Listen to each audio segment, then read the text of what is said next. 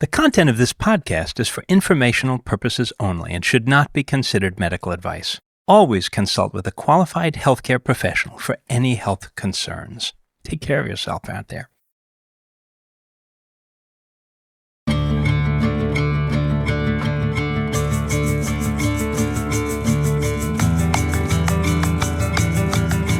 Welcome to Unravelling. This is a podcast that sees the world through the lens of mental health. I'm Mary Wilson, a journalist. And I'm Kurt White, a social worker and psychotherapist. So, Kurt, the topic today is queer theory, and it sounds like a very academic and lofty topic. It is, isn't it? It's really something, but it's a topic I've been interested in and really hoping we could tackle at some point on this podcast. And I think we're going to really get into it in the interview that we have today. It's kind of hard to think about how you introduce it, though, because maybe people have heard of queer theory, maybe they haven't, But we had this wonderful suggestion from our producer, Andrew, just to sort of name some of the territory that we're going to cover today. I think that might sort of like create a kind of an impression of the landscape we're going to traverse. How does that sound? It sounds great. Let's hear it. Yeah. A working definition of queer theory. Ways that we define relationships. Hetero-cisnormativity. How queer theory works. Queering as a verb. Finding agency. Greediness in a good way. Ideas that come from lived experience. What it means to have an expansive view of oneself. Suffocation. Maya Angelou and James Baldwin. Showing up just as you are. Play. Liberation. Wow, sort of powerful, like spoken word poetry, and it shows you just how much ground we're going to cover in this episode. Really looking forward to it. And we want to invite our listeners and everyone to maybe ask some bold and curious questions about themselves. Yeah, I think it gets to a really good point. One might think that what does this topic have to do with oneself if you're not sort of in the queer community, And I think there are sort of like two levels to this. On the one hand, it's a kind of a philosophical concept of how do we look at the categories that we have in the world? How do we look at the rules of what's supposed to be and how we're in relationship to them? And at the same time, it's also something that has to do with a much more specific thing about the information, knowledge, and perspective that comes directly out of the lived experience of those with queer identity. It can be a little hard to grasp, but I have a feeling that we can really get into it today because I think it's an important subject for all of us to explore as a topic, and maybe especially right now as we're entering into Pride Month. That's right. Yes, this is one of our special episodes for Pride Month. And like you mentioned, we're talking about this not in just narrow terms like sexuality or gender, but really as just a different way of thinking and challenging ourselves to think more expansively. So for this episode, we headed down to Amherst, Massachusetts for a rare in-studio episode at Northfire Recording Studio. Wonderful place. Thank you to those guys for hosting us. For someone whom I know a bit and I'm getting to know more, Britt Billmeyer-Finn. I know them from the American Group Psychotherapy Association, and also I have a mutual connection to Smith College School for Social Work. Yeah, it was such a pleasure to meet Britt. I got to listen in on this conversation in the studio, and it was a really great one. Britt is a poet, playwright, and social worker living in Northampton, Massachusetts. And they are also the staff counselor and groups coordinator at Amherst College. And they're just a really wonderful person to be able to explain this really complicated topic in a way that makes it exciting, interesting, and accessible for everybody. And just a note about this episode, we re-recorded parts of the introduction and the ending of this episode because Mary and I used the wrong gender pronouns to refer to Britt in an earlier version. If you downloaded it right when it came out, you might have heard that episode. So we thought it was important to correct that. Pronouns are one of the ways that we can validate a person's lived experience of gender and a way of wanting to be known in the world with the language that they have chosen. Call people what they want to be called. We could do a whole episode just about that, but getting it wrong is actually a dynamic of hetero-cisnormativity, which we're about to talk about. And so with apologies, we made that correction. Yeah, valuable learning lesson for us, and we thank Britt for correcting us, and we hope you enjoy this conversation.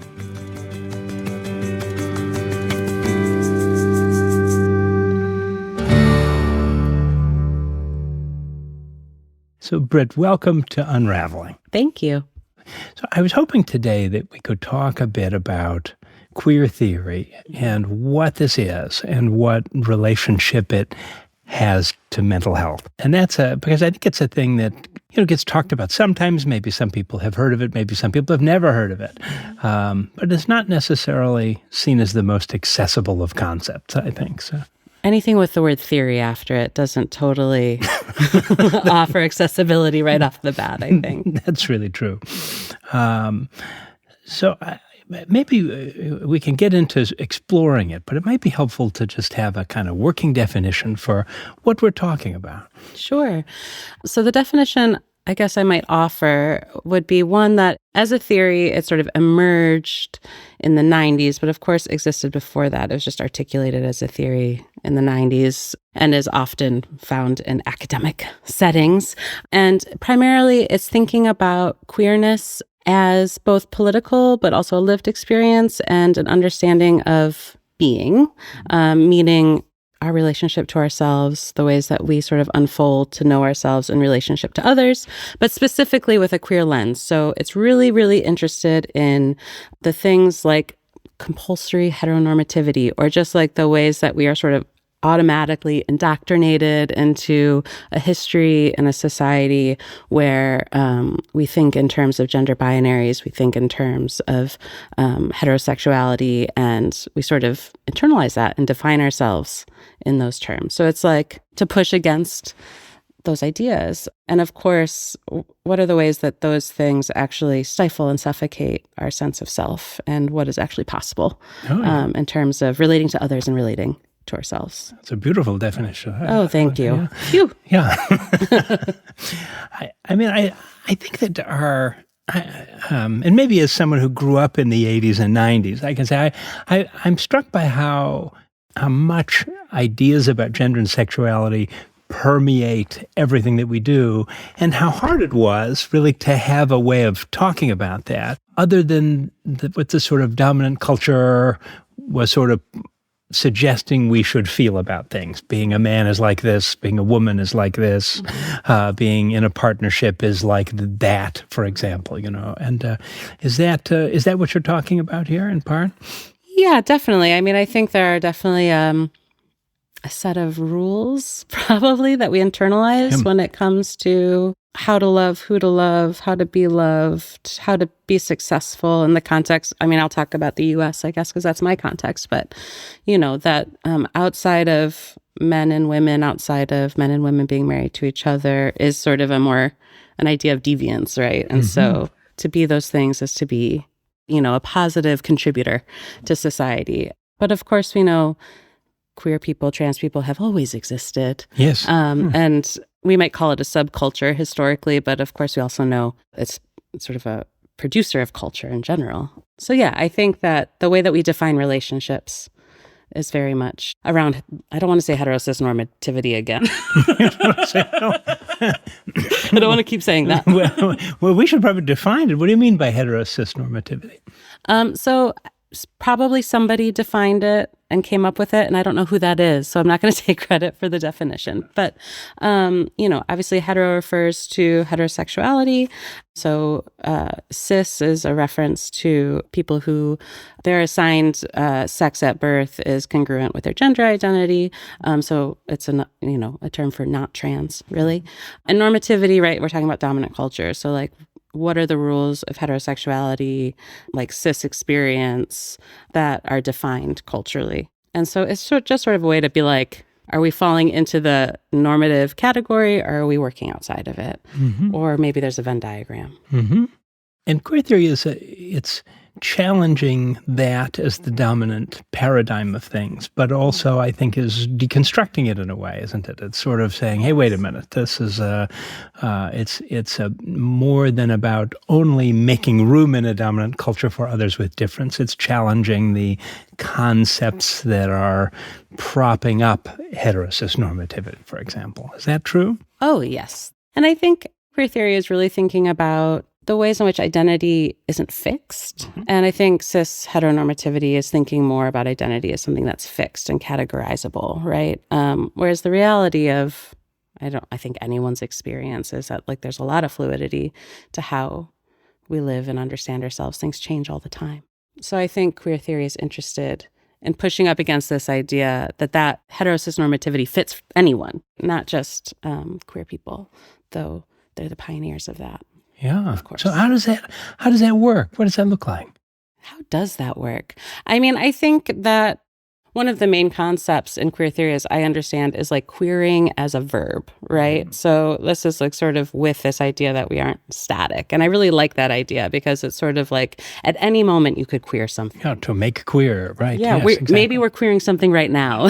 We might not even know how it's how that's occurring maybe until later or after the fact. But I think it's just allowing oneself to like experiment, be curious about the ways that we're sort of categorized to appease others and make them comfortable. Mm-hmm. And I think we see that in queer culture in terms of like community activism is a very political thing, right? The reclamation of things, like the word queer itself has been reclaimed. It was, of course, a very negative word that queers have been like, we're into it. Mm-hmm. Being queer, it's kind of the best. And it's complicated and hard in all these ways. It's both. And maybe it's that both that pushes against this idea of like a static way of being. Yeah.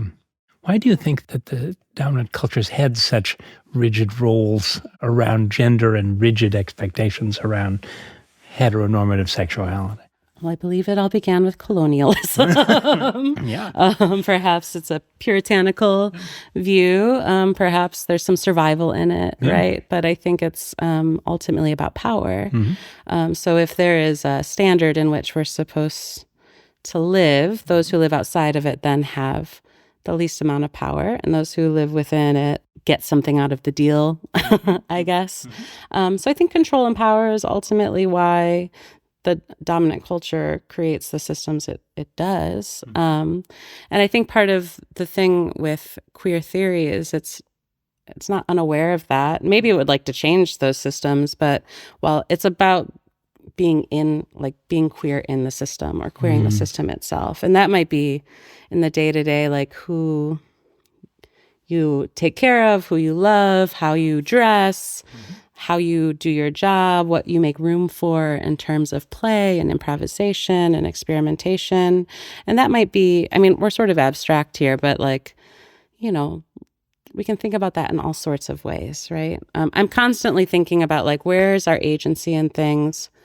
What are we sacrificing about ourselves in service of making other people comfortable and okay? And how does that impact our well-being and mental health, right? And I think queer theory is really thinking about that too. I'm interested in that idea of agency and sacrifice. I wonder if you could say a little more about that. Well, when I say agency, it's like finding ourself or staying connected to our sense of self through whatever obstacle or process we're going through, be it in our family system, at our school, with our friends, in our careers. Like, how do we stay with our values? How do we have choice when we're, you know, making decisions about how we want to show up in any moment? How do we remain hopeful within systems that are harmful and oppressive and actually we come by very honestly feeling unable to find agency, right? Like, is it impossible to be our own agent? Sometimes, probably, right?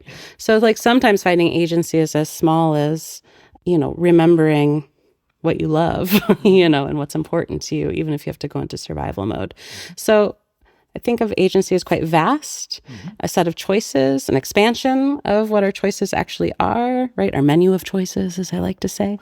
And when we can play a little bit with having to navigate the systems we're in that both benefit us and don't, and then make something that we want out of it, or get something that we want out of it. Greediness in a good way. Greediness in a good way. Yeah. I love that. And sacrifice would be then, I suppose, not doing that in service of other people's needs, or perhaps a culture or a system that doesn't seem to permit the room for such a thing. Is that right? Yeah. And I think I'm thinking of the system as it's like a reality, the lived reality. And then I'm thinking of the ways that we internalize those systems, right? They trickle into our families, our institutions, our jobs, our friends. And so we inherit so much and take it in and then sort of define ourselves by those expectations. And when we don't meet those expectations, it can be really devastating or lonely or scary. And I think that there's, right, when we start to sacrifice the parts of ourselves that we don't think are lovable or, will satisfy others, or we might be abandoned in some way or dismissed in some way, right? We don't feed those parts of ourselves, and then they kind of shrivel up and die. And then we're like anxious and depressed and at a loss about who we are and what we have to offer ourselves and others. So it sounds like queering has more to do with the idea of challenging really any idea, making more room for something underneath a concept. Is that right? Am I getting at it? I mean, I think at its core, probably people could push back at that. I think foundationally it's about expansion. It's about being open to sort of multiple things being true at once. I think it's interested in pushing against assumption. An anecdote I will share, I was in actually like a training and I said something about like queer and trans joy. I might have been one of the few queer and trans people there, but everyone just sort of looked at me like, what are you talking about? And I was like, oh, this like moment of just like offering that there's like a dynamic experience for everyone. Like no one is one thing and having one experience. Like there's so much anxiety around queer and transness and that it's like this devastating position. Oppression is happening and we are humans living a life, having the full range of experience. That's a point I wanted to get at a little more, is that it's, in terms of where this comes from, it comes from the real experience of lived individuals, and that perhaps there's a learning in it that is important for that group especially, but also for the world that those ideas and perspectives would make for everybody if we really listened to them. Yes, absolutely. Well, and understanding that within a system, many things can be happening and many different kinds of experiences can be happening and meaning can be made in many different ways. Like there's a whole part of queer theory that thinks about queer time, right? Like it's not the same as sort of a heteronormative timeline, even simply like the goal is to like get married and have kids. That is totally a possible goal as a queer person. But like historically, right, like we've had to diverge from that for like safety and survival and all of these things. So like queer time is sort of written about as not linear. Or like for, transition for trans folks, it's like it's a different embodied timeline if you're medically transitioning or socially. And there's something to get from that, right? I think we could talk about anyone's gender experience through a queer and trans lens. And that doesn't mean we're saying you're trans, but it does mean that you probably have an expansive relationship to your gender, which is a part of your sense of self, because we're in a society that's like really interested in what the heck your sex is. Yeah. Right? I think the word expansive sort of hangs in the air a little bit more. What does it mean to have an expansive sense of oneself in that way? It's like it can hold multiple. It can hold multiple things at once, right? About who we are, where we come from, what we believe, what we want. We can be full of contradictions as humans, and we should be, right? That doesn't mean that we're bad. We're allowed to have ambivalence about who we are. And like all those things are part of the process, right? Like there isn't like one linear way. It's like I'm learning about the way I'm relating. What are my patterns and how I relate to people, and how come I don't like get what I want in my relationships? Why do I feel so alone, right? Like, or why do I feel let down in some way? There's a lot of things to consider in that. It's not because you're like doing something wrong, but maybe it's because you're not sure what you want, or you don't know how to ask for what you want, or you're cutting off some part of yourself to please others. I think that's when we can use the lens of queer theory to be like, what are like all the possibilities here? And can they all have space without me turning on myself? Yeah. We talked last year to some sociologists that had studied suicide clusters and suicide contagion and things like that. And they had this finding, which has been found elsewhere also, that one of the key factors in that was this feeling of not being on the outside of others' expectations, and that can happen in lots of different ways. Sometimes even in very, systems of schools and communities and families that are in many ways very supportive, but they're supportive with a kind of a condition around it, which is sort of like a little bit of a knife that twists in folks, right? And so you see this sometimes in like wealthy, high-achieving folks, but there's also this suicide crisis in LGBT youth, and I think it's probably related to a similar thing, don't you? I mean, this idea that like if you don't conform in a particular way and you don't have a community for that, then you're probably at risk in a significant way. Tremendously at risk, right? Like models of different ways of being are so important to not feeling alone, especially for young people whose view of the world is usually much smaller than it actually is because of where they are or their family system, where they are in the country. And right now, there's a rhetoric that is really scary for young trans and queer people, that they really, to stay safe. I mean, this has always been true, but again, it's like reinforcing that they're bad, deviant, alone, and shouldn't exist. Shouldn't exist, yeah. And should be eradicated. Don't exist or not, yeah, exactly. Yeah. That's bad for people, it turns out. Yeah, it turns out that does not go over well for mental health, and that people will die because staying feels impossible. What do we do about that? I think what we do is create as many spaces as possible for people to be able to express themselves safely as possible, to also see other people doing the same, right? That there's room for that queer and trans joy I was talking about earlier, but also not just that, right? I also really appreciate that sometimes the narratives around queer and transness is that like you have to sort of be a model trans or queer person, like it's another sort of hoop of normativity, as opposed to just getting to be a full person who's sometimes like a mess, and other times like in grounded and in your body, and other times like picking a fight with someone, and other times like really on your game.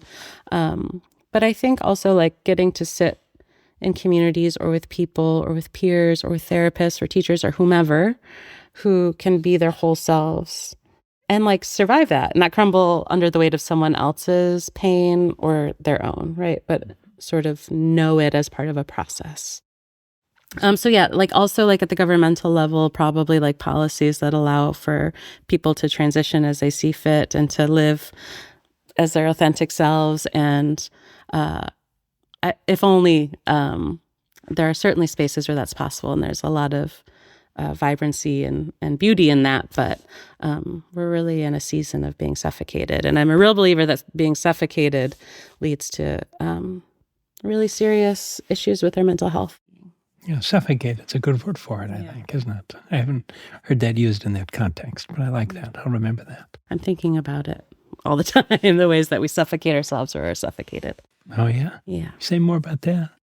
Well, it's sort of in line with the sacrifice, right, piece, that like if we stifle parts of ourselves so much that they die off, then we lose a part of our authentic self. And in that suffocation, we become anxious, panicky, suicidal, depressed, hypervigilant, right? Like we don't actually get to live with our self. We have to like sort of live like very attuned to everything that's happening around us. Right. And then that's very lonely. And I think you could be in a position where maybe you know you're being suffocated, right? But it seems to me you could also have the other thing where maybe you just experience those symptoms that you're saying. We could call them symptoms, I guess. Yeah. Depression, anxiety, hopelessness, a feeling like you don't fit in the world, and not really understand it as not your problem, but society's problem. Yes, actually, yes. Right? That's Yeah. That's that thing with shame being a misdirected self-attack, is like, this is something that was imposed on you that you're now carrying around with you.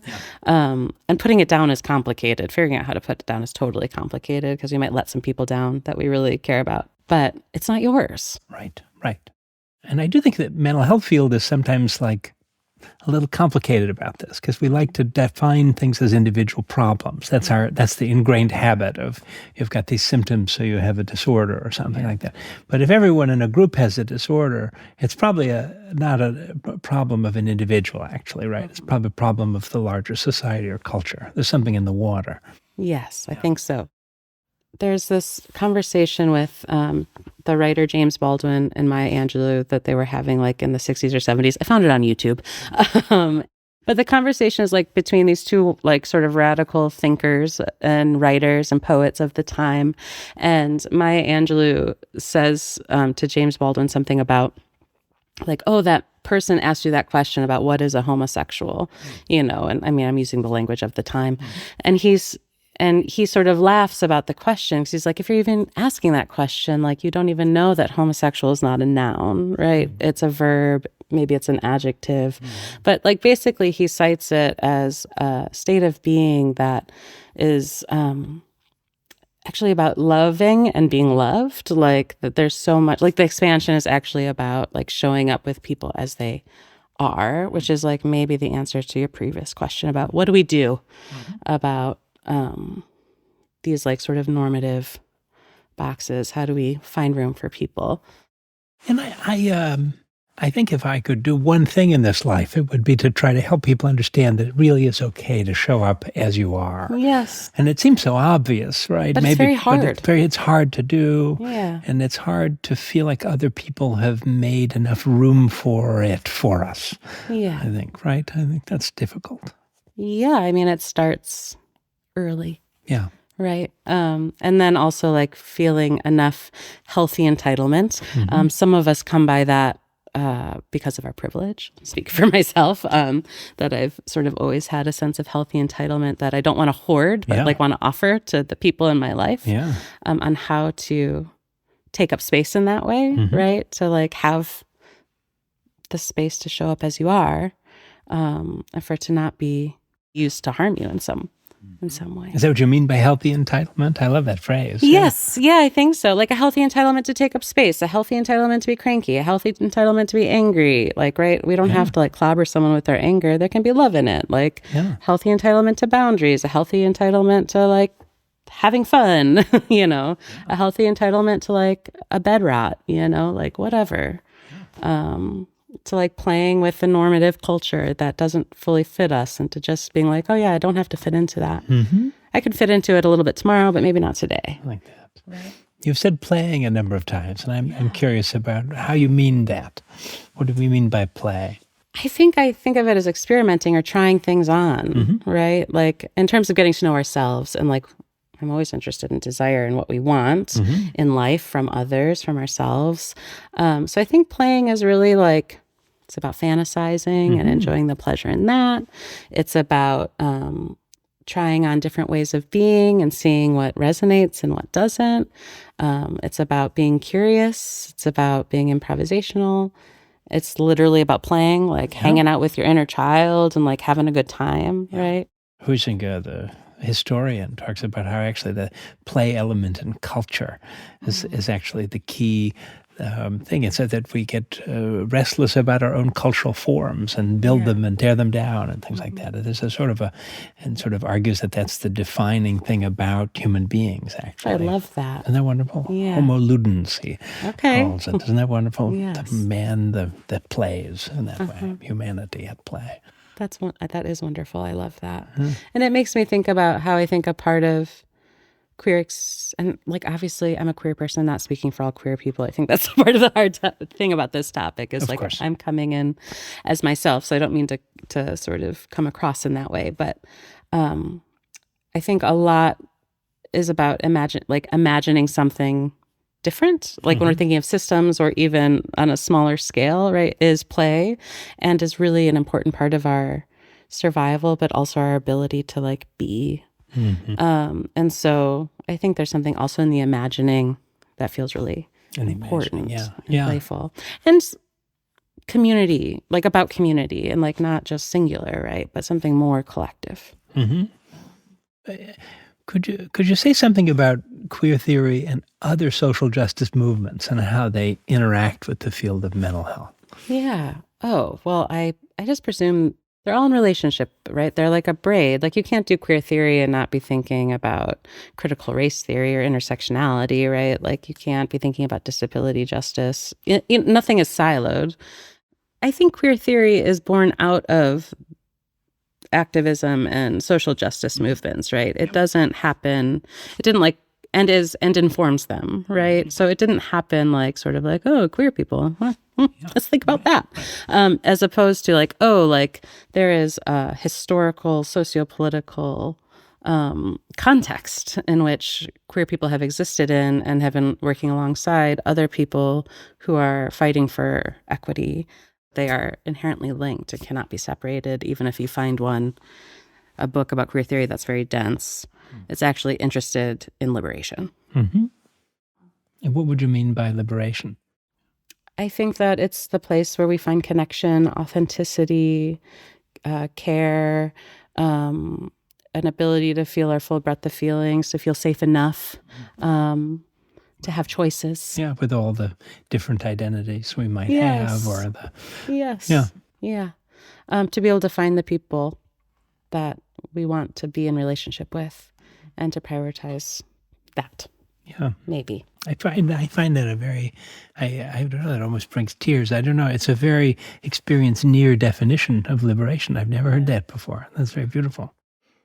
So is there a differentiation between queer as a concrete identity versus sort of as a gray area where someone could end up as a result of not being able to find a concrete identity? And does that really matter anyway, having a concrete identity? The older I get, the more I would say no.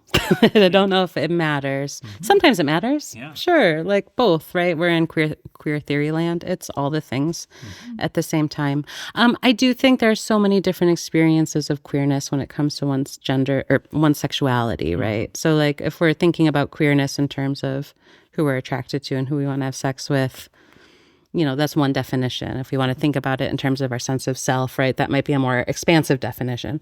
I mean, I think there's probably expansion in everyone's experience of their sexuality.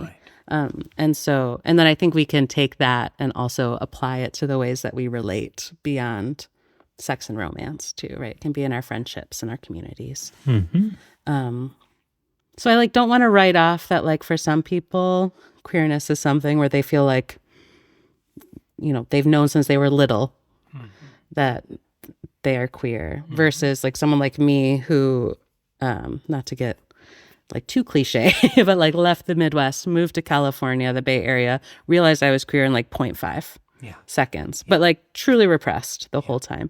And then that's evolved over time as I've evolved, right? And so I just think there's room for all the different experiences. And I think someone who might say, I sleep with people of the opposite sex, could still find queerness in their ways of being and their sense of self. And I certainly want to invite people into trying that on and playing in a way that isn't harmful to others, of course. Yeah. You might wish for everybody to have a sense of their own queerness, to not force it out of the room, for example. Yes, it's part of liberation. One thing that just feels important to name around queer theory and mental health is also in the ways that it sort of transcends identity, but it can maybe be inhabited by all of us, or we can use queer theory for ourselves, is just there seems to be, I think, sometimes this way that we might want to disavow queerness because it's so wrapped up in identity or sexuality. But from a queer theory place, I might just want to offer that the very idea of pushing queerness out of the room or out of ourselves is sort of a misunderstanding of what queerness can be, I think. I guess I just want to sort of name that, and I think this is true for maybe practitioners more, but we can assume queerness isn't in the room if there isn't a queer person there, if we're making that assumption. But it is always there. Queerness is, even if we're not naming it, it's there. Queerness can be a real gift to our sense of self because we don't have to be static. Because we're not. So, Britt, thank you so much for coming and talking to me today about all of this. Thank you for having me. It's been like such a pleasure and so fun to just wax.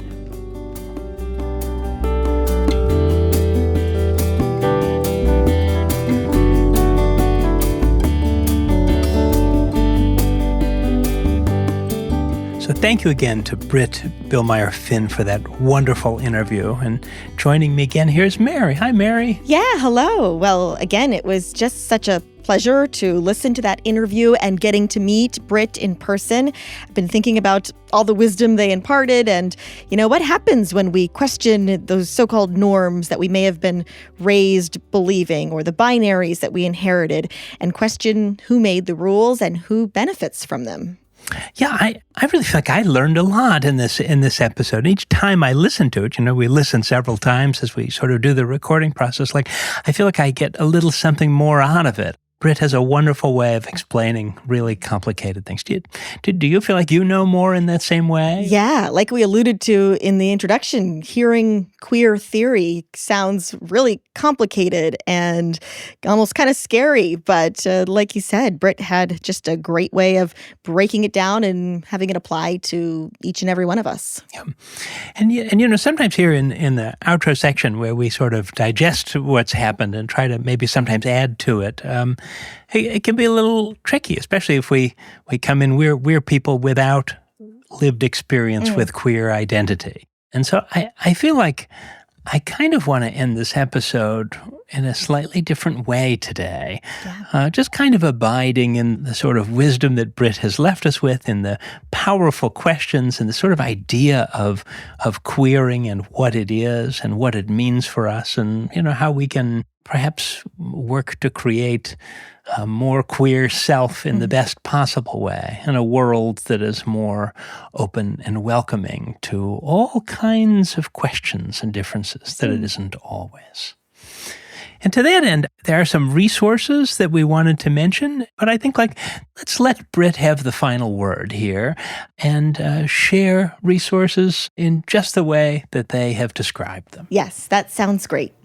When I'm thinking about Western Massachusetts specifically, I'm thinking about the really wonderful resource that is the Stonewall Center at UMass, where they have anything from the literary to the just community resources and the fun goings on, and finding your LGBTQIA friendly doctor and therapist to where are the queers hanging out. Yeah. So I think about that. And then otherwise I might just invite people to read things and watch things with queer representation. And if you're exploring your own sense of queerness and what that means for you, even if you don't have an LGBTQIA plus identity, that is a place to start.